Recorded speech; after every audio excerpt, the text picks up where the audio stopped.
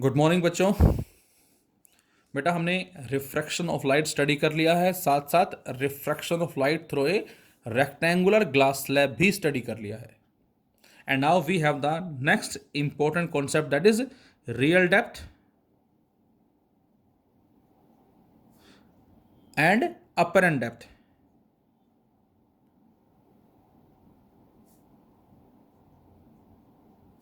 Real depth and apparent depth ये हमारा हर तरह से इंपॉर्टेंट है।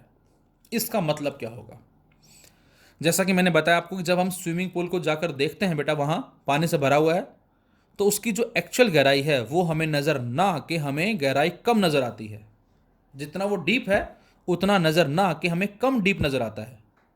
और ऐसा हो क्यों रहा है? तो आंसर है, ऐसा हो रहा है रिफ्रैक्शन ऑफ लाइट के बिहाफ पे।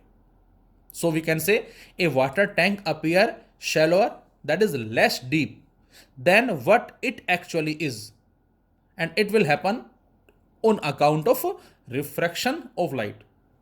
तो इसको प्रूव करने के लिए बेटा हमने सपोज करें इस तरह से एक मीडियम कंसीडर किया, दिस वन, और इसमें हमने से वाटर ले लिया। वाटर भी हो सकता है या कोई और मीडियम भी हो सकता है, और एज्यूम किया कि ये हमारे पास कोई ऑब्जेक्ट है। कहीं ले सकते हो, नो मैटर, यहां लिया आपने, कहीं ले सकते हैं आप, दिस इज एन ऑब्जेक्ट। और ऑब्जेक्ट किस गहराई पे रखा हुआ है?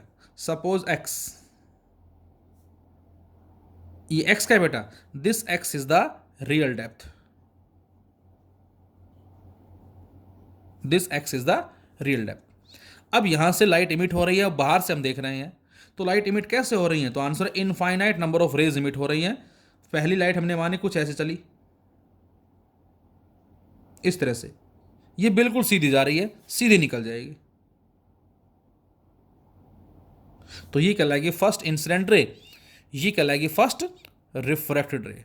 सेकेंड लाइट हमने मानी कुछ इधर गई, सपोज इस तरफ। अब बेटा यहां पर ये क्या हो जाएगा? नॉर्मल। ये क्या होगा? आई, और ये इसका एक्चुअल पाथ है। अब लाइट बच्चों डेंसर से रेयर में जा रही है, क्या होगा? बैंड्स अवे, इधर मुड़ जाएगी, ये आ गई सेकेंड रिफ्रैक्टेड रे। तो बच्चों ये क्या होगा? This is R, R is the angle of refraction, और यहां पर साफ पता लग रहा है आई कम है आर ज्यादा है, क्योंकि लाइट डेंसर से रेयर में जा रही है। अब इन दोनों रिफ्रैक्टेड रेज के मिलने की पॉसिबिलिटी नहीं है, दोनों क्या करें, पीछे बढ़ा दें हम। तो ये लाइट और ये लाइट दोनों पीछे इस पॉइंट पे आके अपीयर टू मीट होंगी, और अपीयर टू मीट का मतलब इस ऑब्जेक्ट की यहां हमें मिलेगी इमेज। तो ऑब्जेक्ट है यहां, लेकिन जब हम यहां से देख रहे हैं, उसको ऊपर से देख रहे हैं, तो हमें नज़र यहां पर आ रहा है। इसका मतलब ये बोल देता हूं मैं वाई, यहां से लेकर यहां तक का डिस्टेंस ये वाई है, इतना, इसको बोलेंगे हम apparent. This is apparent depth. तो ऑब्जेक्ट रखा हुआ है एक्चुअल गहराई में, लेकिन नज़र हमें बेटा आ रहा है यहाँ पर, क्योंकि इसकी इमेज यहाँ बन रही है। तो ये रियल डेप्थ एक्स है, नज़र हमें यहाँ आ रहा है। तो कितने डिस्टेंस से ऑब्जेक्ट आपको ऊपर उठा हुआ नज़र आ रहा है? से एक्स माइनस वाई, जिसको हम बोलते हैं नॉर्मल शिफ्ट। नॉर्मल शिफ्ट, एक तरह से परपेंडिकुलरली इसकी पोजीशन शिफ्ट हो गई है, ऐसा आप बोल सकते हो। इसको हमने नॉर्मल शिफ्ट का नाम दिया। अब कुछ मैथमेटिकल कैलकुलेशंस के लिए हमने एज्यूम कर लेते हैं, सपोज ये पॉइंट मैं ए मान लेता हूँ, ये मैं ओ मान लेता हूँ, ये आई है ही, और ये बी मान लिया मैंने। और लाइट कहाँ से कहाँ जा रही है बेटा? इस लाइट वाटर से कहाँ जा रही है बेटा? एयर में जा रही है। अब जरा स्नेल्स लॉ को अप्लाई कर दो। अब आप, अब जैसे स्नेल्स लॉ को अप्लाई करते हैं, W mu A equal to sine I by sine R, ये आ जाएगा। और इस डब्ल्यू म्यू ए को आप चाहें तो क्या लिख सकते हैं बेटा? इसको आप mu A upon mu W भी लिख सकते हैं। ध्यान रहे, डब्ल्यू म्यू ए, ये रिफ्रैक्टिव इंडेक्स ऊपर आएगा, ये नीचे आ जाएगा। और बेटा मैंने बताया था कि जब कभी एंगल स्मॉल हैं, so we can replace sine I by tan I and sine R by tan R. जब कभी एंगल स्मॉल होते हैं, ये हमारा बाइनोमियल एक्सपेंशन के बिहाफ पे मैंने बताया था, आपको याद होगा कि साइन आई साइन जो है साइन आई जो है उसको बेटा हम टेन आई लिख सकते हैं, और साइन आर जो है उसको हम टेन आर भी लिख सकते हैं। तो यहाँ से हमारे पास आ गया that is tan I upon में tan R equal to mu A upon में म्यू डब्ल्यू से इक्वेशन 1। और अब आपको यहाँ से टेन आई और टेन आर की वैल्यू ही निकालनी है। ध्यान से देखें, ये यदि आई है बेटा तो ये भी क्या होगा, आई होगा। ध्यान से देखें, दोनों एंगल सेम होंगे, आई आई। और बेटा ये एंगल यदि आर है बच्चों तो ये भी आर होगा, दिस वन। अब जरा देख के बताएं, ए बी ओ ट्राइंगल से, ए बी ओ ट्राइंगल से टेन आई की वैल्यू क्या आएगी, perpendicular upon base.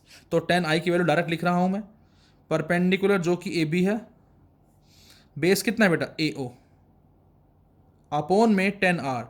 Ten R की वैल्यू क्या आएगी बेटा, ए बी आई ट्राइंगल से ए बी अपॉन में ए आई, और राइट साइड में क्या चल रहा है, mu A upon mu W.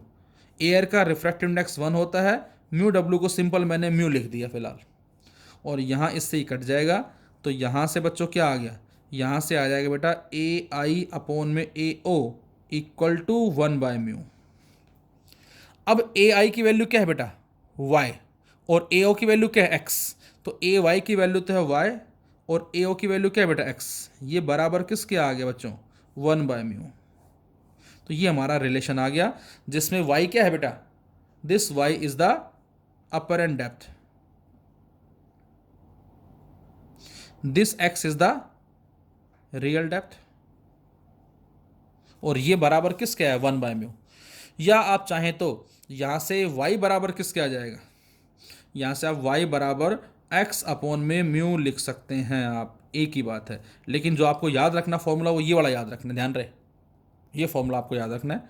और म्यू कितना है वाटर के लिए, 1.33, जिसको 4/3 भी हम लिख सकते हैं।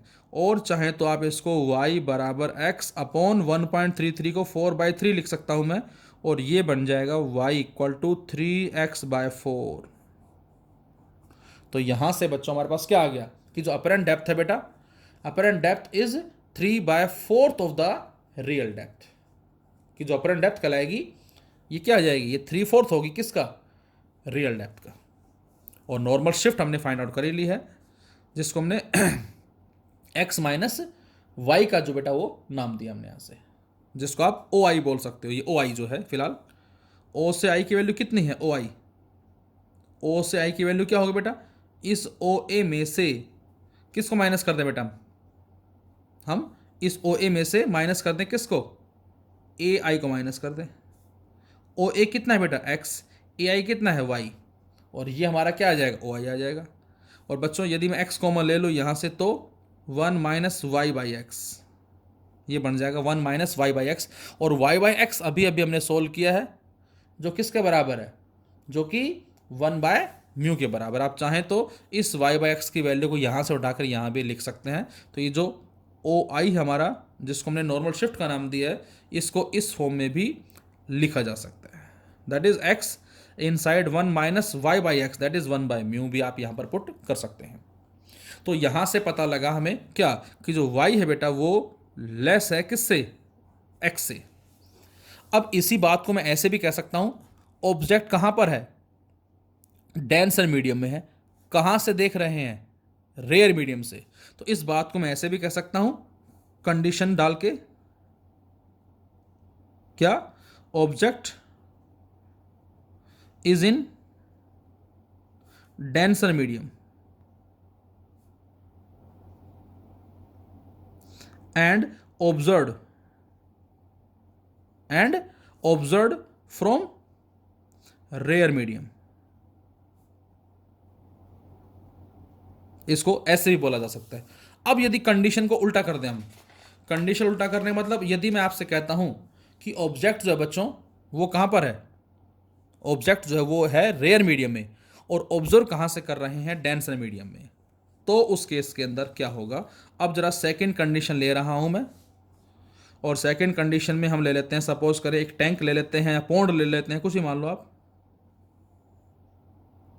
सपोज ये हमारा एक पौंड हो गया, और इसमें हमने मान लिया इसके ऊपर कुछ हाइट पे एक बर्ड उड़ रहा है, ये कोई बर्ड है जो उड़ रहा है, कितनी हाइट पे बेटा, एक्स मान लेते हैं इसको हम, ये इसकी रियल हाइट है।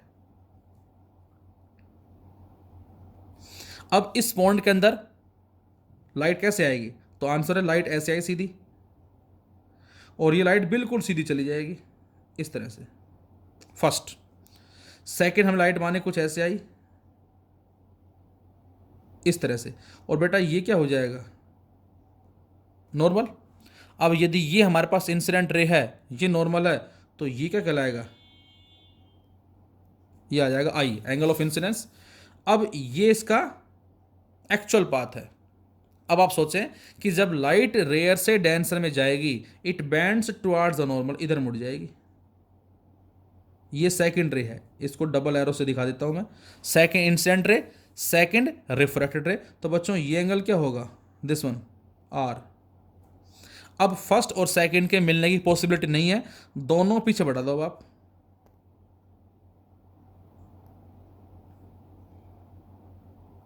तो इसका मतलब क्या हुआ, यदि इस पॉइंट के अंदर कोई फिश है और वो फिश इस बर्ड को देख रही है, तो वो बर्ड इसको यहां नहीं, यहां नजर आएगा, यहां इसको इसकी इमेज नजर आएगी।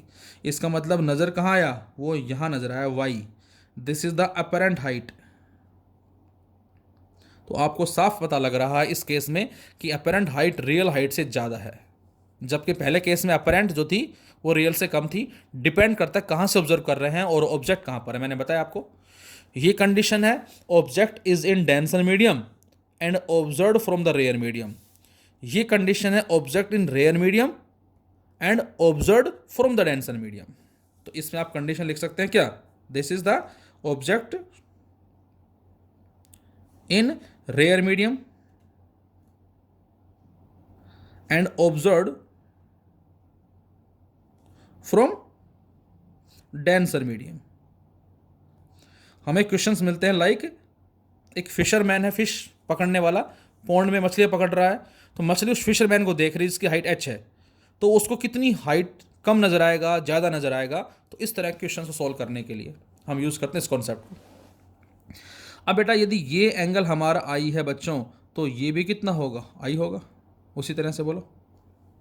और ये एंगल हमारा देखो, ये और ये दोनों पैरेलल हैं, ये और ये पैरेलल, तो ये एंगल आर हो जाएगा। ये एंगल और ये एंगल सेम होंगे, और ये सेम होंगे। और उसी तरह से इसको मैं बोल देता हूँ, सपोज ओ बोल देता हूँ इसको मैं, इसको आई हमने बोल ही रखा है, इसको ए बोल देते हैं, इसको बी बोल देते हैं। तो स्नेल्स लॉ अप्लाई करें, लाइट एयर से वाटर में जा रही है, तो क्या लिखेंगे हम, A mu W, that is sine I by sine R, sine I by sine R. और जब एंगल स्मॉल है बेटा, तो इसको हम tan I by tan R भी लिख सकते हैं। और इस ए म्यू डब्लू का मीनिंग क्या होगा बेटा, इसका मीनिंग होगा mu W upon mu A, या म्यू डब्लू को आप सिंपल म्यू लिख दो और म्यू ए को 1 लिख दो, क्योंकि एयर का 1 होता है। और फटाफट से बताएं टेन आई और टेन आर की वैल्यू। इस ए बी ओ ट्राइंगल से टेन आई कितना आएगा, A B O, perpendicular upon base, A B upon A O, A B upon A O, upon में टेन आर बताया इस ट्राइंगल से, A B upon A I, A B upon A I, और A B से A B cut जाएगा, ये ए आई ऊपर आ गया बेटा, और ए ओ नीचे आ गया। और ए आई है कितना, ए आई वाई, ए ओ कितना एक्स, तो ये आ गया बच्चों y by x equal to mu. और यहाँ पर y जो बेटा वो क्या है, x से ज़्यादा है, जबकि पहले केस में y x से लेस था। अब इस केस में देखो, अपरेंट हाइट अपॉन में रियल का जो रेशो म्यू के बराबर है। बस यही बात आपको याद रखनी है कि जब ये कंडीशन होती है, ऑब्जेक्ट रेयर में है, डेंसर से देख रहे हैं, तो अपरेंट अपॉन रियल का रेशो म्यू के बराबर होता है। और जब ऑब्जेक्ट डेंसर में है, रेयर से देख रहे हैं, तो अपरेंट अपॉन रियल का रेशो 1 बाय म्यू के बराबर होता है। और बच्चों इस केस में y x से कम आएगा, जबकि इस केस में बच्चों y x से ज़्यादा आएगा। ये इस बात का मतलब, आपसे कहा जाए कि कोई बर्ड है और बर्ड जो है वो सपोज करें 20 मीटर की हाइट पर उड़ रहा है, और एक पॉन्ड है जिसमें फिश उस बर्ड को देख रही है तो उस फिश को वो बर्ड कहाँ नजर आएगा, तो हमें y बताना है। तो यहाँ से y कितना आ जाएगा बच्चों, यहाँ से y आ जाएगा x इंटू म्यू के बराबर। अब x कितना है बेटा, 20 मीटर है और म्यू कितना है, म्यू हमारा 4/3 वाटर के लिए सपोज करें, तो 20 चौक 80, 80/3।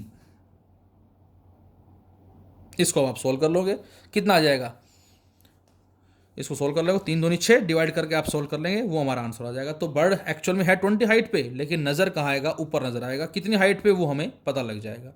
या फिर अपेरेंट दे रखी है तो हम रियल की वैल्यू को फाइंड आउट कर सकते हैं। So this is real depth and apparent depth concept. अब नेक्स्ट हमारा आएगा टोटल इंटरनल रिफ्लेक्शन का कॉन्सेप्ट, जो आप क्रिटिकल एंगल के बारे में बार बार बात कर रहे थे। मैंने कहा था रुक जाओ भाई रुक जाओ, क्रिटिकल एंगल हमारा आगे आएगा टोटल इंटरनल रिफ्लेक्शन में। Thank you.